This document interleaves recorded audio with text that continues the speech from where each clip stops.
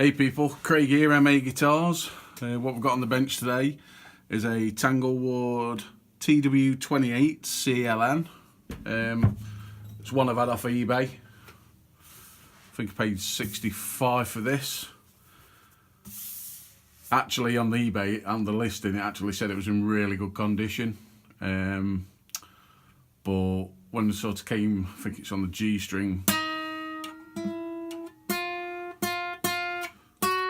quite a lot of fret buzz. Really bad there. What needs looking at? First thing I did was put a fret rocker on there quick, and I think there's at least 8 frets that need looking at. What we're going to do is take all the strings off, get the neck straight, and have a real proper look. Actually got in a bit of back and forth with the guy on eBay. Lesson to be learned: make sure that you don't pay for cash for guitars, because I sort of got a bit stuck with this, but I'm quite happy to have a go at trying to fix it myself, rectify it myself. Tried to get some more money off the guy, some money back, but that failed as well. But yeah, I'm going to get strings off, give it a check over with the fret rocker and everything, and it's going to need a fret level, recrown, clean up. Also the nut needs gluing as well, because that's not been glued down, that's just loose. Which, yeah, I think it's a tusk nut that's on there, so it's quite a nice nut. So we're going to leave that on there and just get a general clean up. Get some oil on the fingerboard, get some oil on the bridge as well. Get that all nice and shiny and everything. Some little dings on, but nothing too bad. But yeah. Right, I'm just going to show you this with a fret rocker. Got the neck nice and straight.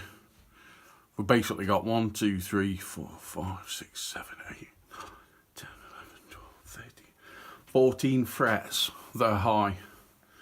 So I'm just going to go over and see if you can hear anything.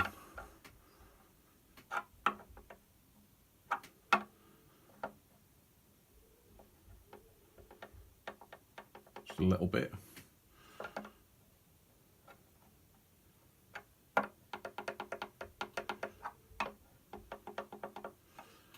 Bad.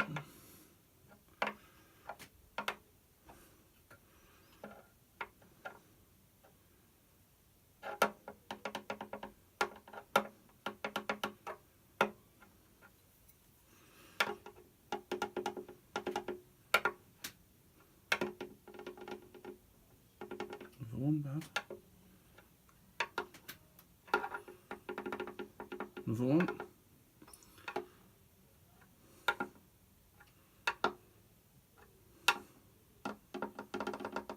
Hope you can hear that.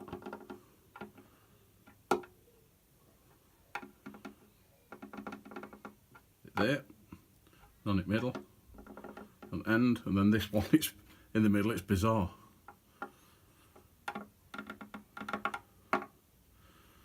And there.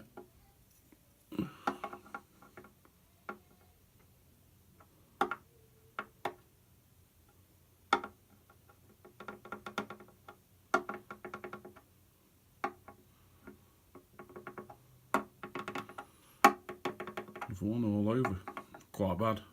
That's probably the problem one that's been causing the main issues with the fret buzzing.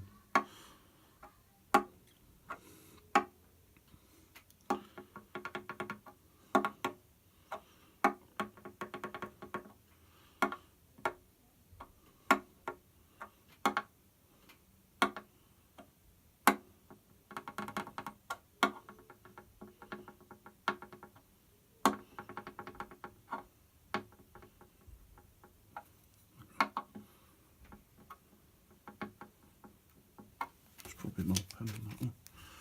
There's a bit there.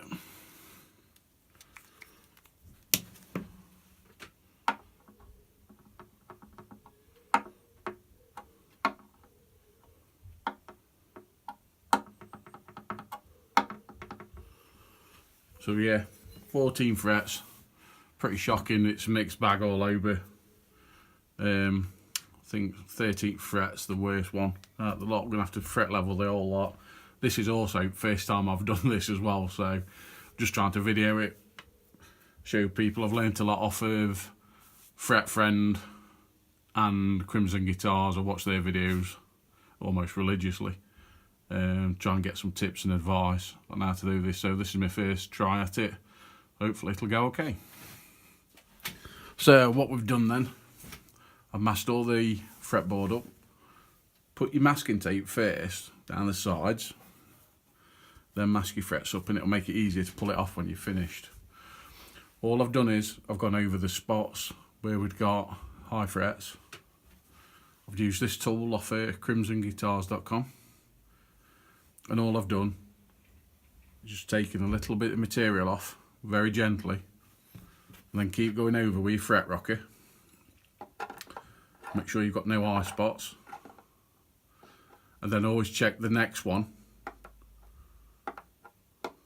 the one before it, to make sure that there's, because they relate together. Say this fret here, you take some off of this one, you need to check both sides just to make sure that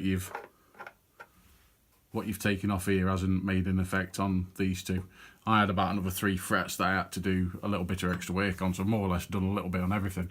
But I've got everything nice and level now. What I'm going to do is I'm going to get a leveling beam now, go over this with a leveling beam, which will make everything nice and flat, nice and level. And then I'm going to go use this file again, and we're going to re-crown the frets, get them all done, and then get them all buffed up.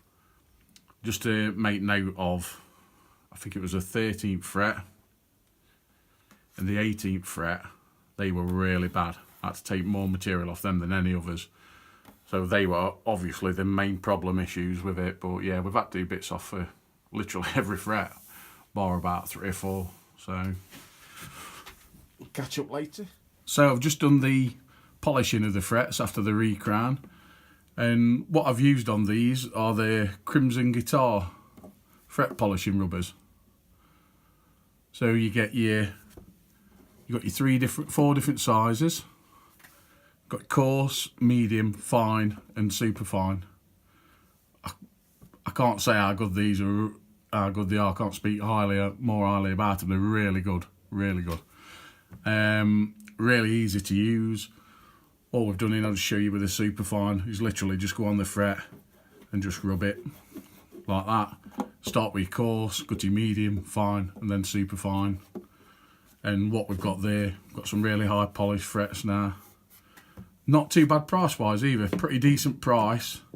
And I think I'd say it were cheaper than buying wet and dry paper and steel wool and doing it that way. I know that's the more traditional way. I mean, this is the first time of me doing it, and it seemed like a pretty easy task using these rubbers.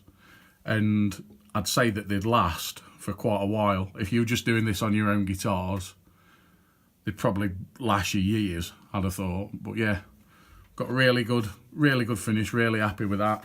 So now we move on to the next part. And here we've got the guitar finished now, restrung up. Had to lower the nut a little bit, well, quite a bit actually. But now it's all done, all in tune. G-string that were problematic.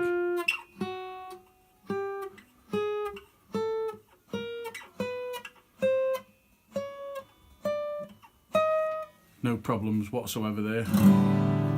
All done, quite enjoyed this. The first time at doing a fret level, re-crown, fret polish, and some other bits of work, such as like on the nut. Put some mineral oil on the fretboard, put a bit of mineral oil on here as well to make that pop a little bit. Not too bothered about these dings and that, I'll just leave it as it is, but adds a bit of character, doesn't it? But yeah, quite enjoyed it.